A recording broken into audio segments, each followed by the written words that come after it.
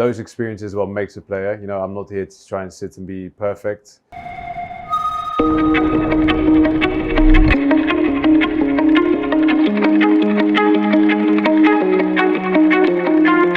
Yeah, so I mean, 10 years ago was a very special moment. It was the first time that the big boss, Stephen Keshi, believed in me, gave me my debut in Kaduna, a day that I'll never forget, 13th of June 2015. So it's been a long journey since then, a lot of ups and downs. But yeah, we've managed now to be at 5 major tournaments: World Cup, Olympics, 3 AFCONs, bronze medal, silver medal, and then we have another one coming up now in December, which is only 1 stop left. So yeah, it's going to be gold at the next AFCON. But it's been a really humbling but interesting journey, a lot of ups, a lot of downs. But now to be the captain of the team is something very special, something that's probably my biggest achievement and pride in my career. Yeah, responsibility that I take very seriously. Yeah, I mean, you know, we all have bad games. Sometimes maybe mine might not have been as obvious with other players around, or maybe the results went a different way. I'll never forget giving away a penalty in the World Cup against Croatia, which was a real learning moment for me in my career. I was 24, I believe, my first big tournament, but I managed to recover afterwards. We played against Iceland to win. I think I played well against Argentina, despite losing in the last minute. So those experiences are what makes a player. You know, I'm not here to try and sit and be perfect. I think the player that I am today, and maybe that people saw in the last tournament, is the result of a lot of experience and making mistakes and keeping going and improving. And yeah, I think that is what my journey has been like so far, and something that I harness. And yeah, I think you have to play fearless to give your best version. And I never think about making a mistake. I do my best, and it's not always going to be perfect. Yeah, you know, people sometimes look at you differently. So it comes with responsibility, with respect. I think also for me it's very important to respect my role, how I treat players. But you know, being a Super Eagles captain is not easy. You have to manage up and down, because you have the players that are answering maybe to you as a focal point, but also you have to look up to your Ogas and the people above you to make sure the conditions is in the best situation for the players. So it's a lot to do off the pitch as well. And on the pitch, you know, I'm very lucky to play in a team with so much talent and with players who are leaders themselves, each in their own way. And yeah, we've become a real family, a brotherhood. And yeah, I'm very proud to take the responsibility at this moment in time. And now it's for me to push on and AFCON in December, hopefully make everyone proud and put my name up there with all the great leaders that we've had in the past. I think football is a sport that brings people together. You get an understanding culturally, but also sportingly. Different leagues have different challenges, different tempos of football. I can adapt and play in different systems because of that, I think. But also makes it easy for me to relate with all my different teammates. You know, I have players that play in Italy, and I can talk to them about the league. There's players that are playing in Turkey. I've played there for a year.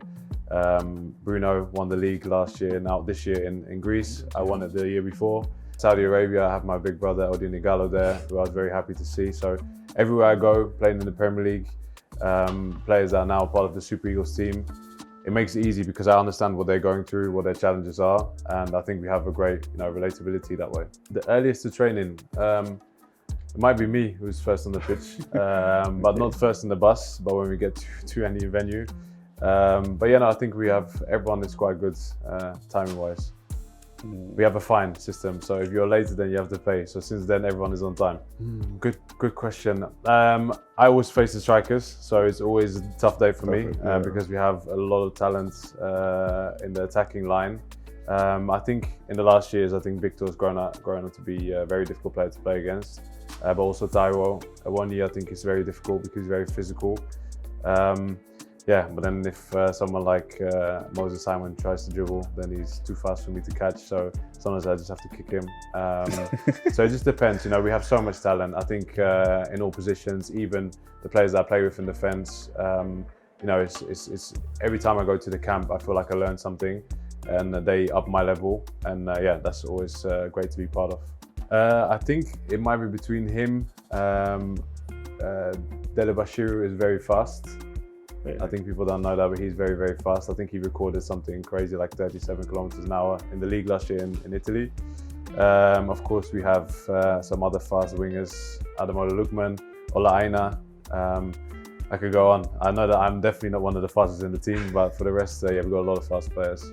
Yeah, I think we have to fight until we get the World Cup ticket, not until the end. And you know, for me, I played 2 qualifying games out of 10 that will be playable. We have 4 more left. So yeah, we have a tough job to do ahead of us, but it's still there for us to do it. And I think if there's one nation that I'll trust to come through a difficult moment, it will be Nigeria. And I know how much it means to all the players. And you know, we are all fans first and foremost, and we want to be there at the tournament.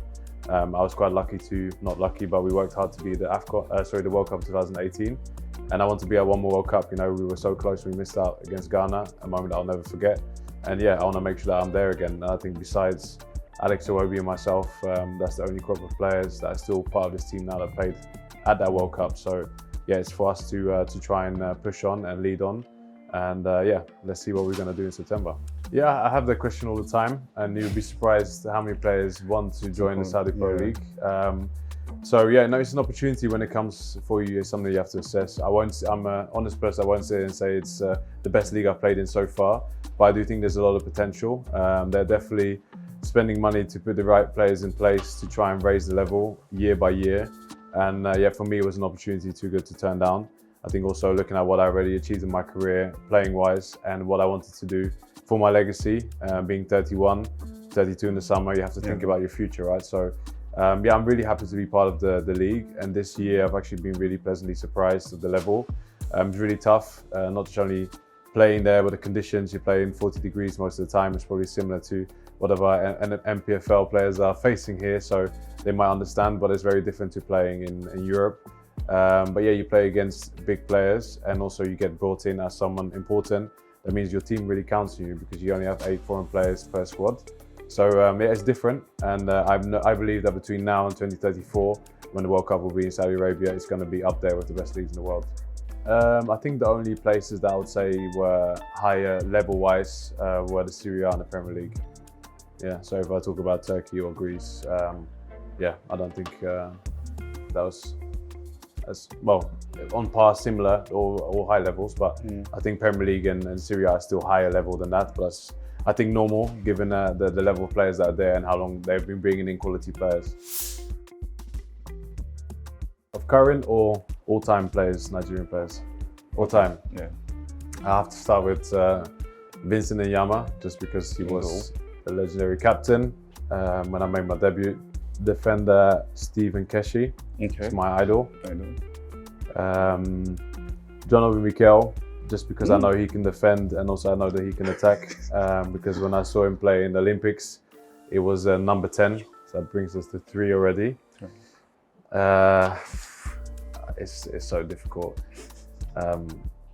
Maybe I add Alex Iwobi in there because he's another midfielder that can defend, attack, plays, and he will go down. I think he's underrated, and he will go down as probably the most capped Nigerian player by the time that he finishes, and he will be a legend because he's going to also win AFCON. And then striker, oh God, I'll say Victor Osimhen. Just because I feel like I need to add one more of my generation. We always speak about the legends before, and that's with all due respect. But yeah, I think I'm also very proud of the crop of players that I'm part of now. And yeah, we will be talking about it in many years to come, I'm sure. In the wardrobe, oof. I think we should start with the basics underwear, right? Socks. I'm not someone who really likes designer clothes too much. So yeah, I think anything comfortable. But yeah, I think those are probably my very, very basics. Jollof. Nigeria. That's why you're trying to get me in trouble. Messi. Diamond. Sneakers. Red card and win, easy. Anyhow, even. Penalty. Yeah. I can't answer that one. SUV, my family man. Comedy.